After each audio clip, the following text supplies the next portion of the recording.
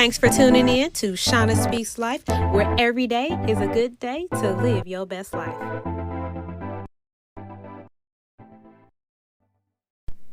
So today's topic is 10 ways to commit to your dreams and make them realities. See, from an early age, we learn to romanticize the idea of following our dreams. However, they are largely ignored by our parents and our teachers since they claim dreams don't necessarily lead to long-term success. But I'm here to tell you that that is not true. And those dreams that you had when you were a young person, those desires that you had, those feelings that you had in your gut that you knew you wanted to become, it's never too late to do that. We can go ahead and do it now. So here are the 10 ways. Number 1, dreams flow from the soul. See, your dreams are a call from the soul to pursue that which you love, yet it has to serve others. You may have a unique gift, and look at the gift like it's a paintbrush, and look at your life like it's a canvas. So your gift is drawing out your life. That's dope, right? Y'all like that? Yeah. You know, little metaphor real quick one time. But no, seriously, see, we have to move towards our dreams. And in doing that, we can chase better outcomes. And we get to choose our own adventure. But in order to do all of that, we really have to focus on that hustle. We have to hustle in order to bring those dreams to life. Number 2, don't give up on your dreams. See, many people give up on their dreams before they even had a chance to succeed, believing they're impossible to even achieve. Pursuing your dreams, they are hard and they are challenging, and with very little signs of success as you continue to go. And even though that's the case, everything can fall into place quicker than you expect when the timing is just right. Number 3, focus on small steps. You might feel powerless sometimes, and you're not going to be able to avoid setbacks when they come. But don't be concerned with your next step.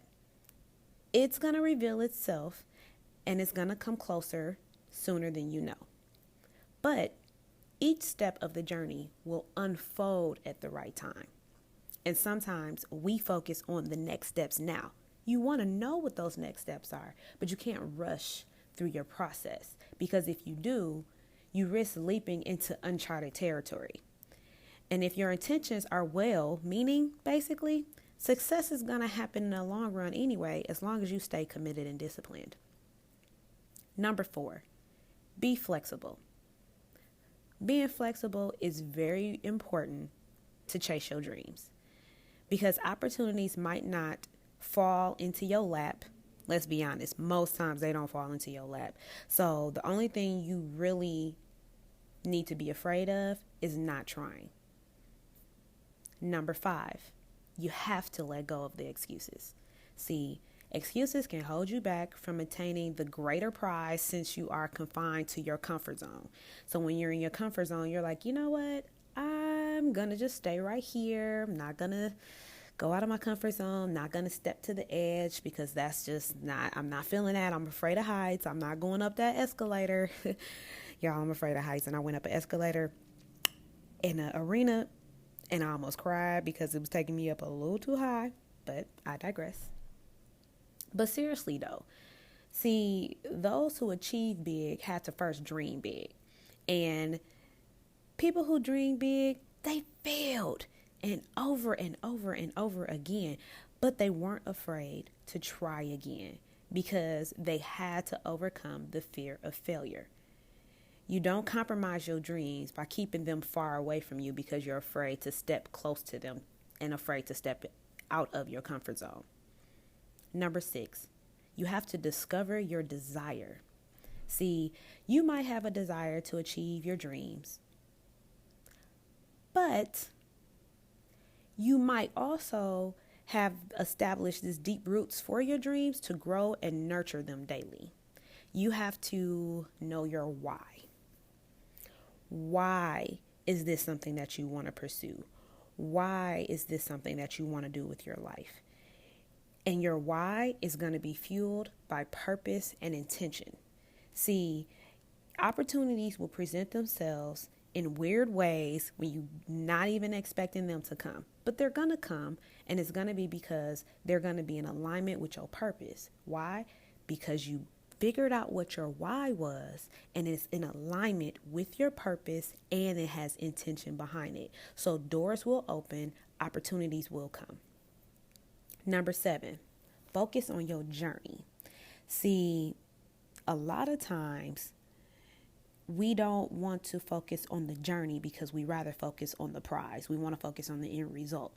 You have to focus on the journey because you're going to learn a lot of things along the way, the bumps, the trials, all of that is going to happen, but there's lessons behind each of it, right? So if you focus on the prize, you're going to miss out on all the lessons that you learn.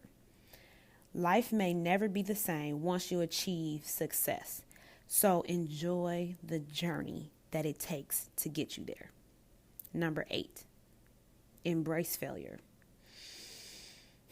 That's a hard one for me, y'all, because I ain't gonna lie, I don't like failing. I mean, let's just be honest, nobody does. But for me, like, I'm very goal oriented. So me failing is like, nah, this is not okay. This is not cool. This is going down in the books as an epic fail. And I'm mad. And I like would go through this whole little temper tantrum like a little 5-year-old because I failed at something. And then I had to get to a point where I realized, like, you know what? Just like focusing on my journey, I have to embrace my failures. I have to accept my failures, learn from my failures, and move on from them. You know, I'm not failing all the time.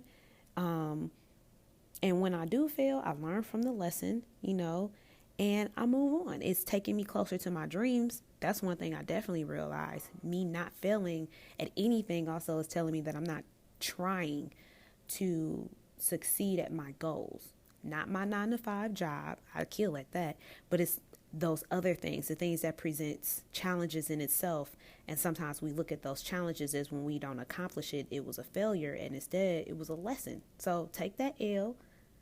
Take that L. Take that L. Not a loss. Lesson, lesson, lesson. Take that L. Number 9. Sacrifices are going to happen. So there's no point in denying the fact that you're going to have to sacrifice. Very good friend of mine, in my mind, Oprah Winfrey, said one time that you can have it all, just not all at once. So in knowing that, you're going to have to sacrifice some things.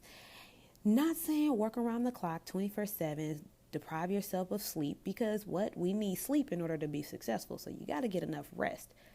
But you have to be willing to sacrifice some things in life in order to get further ahead.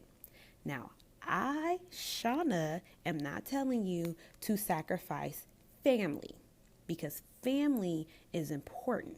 So you can't sacrifice your family in order to be successful. I don't recommend that.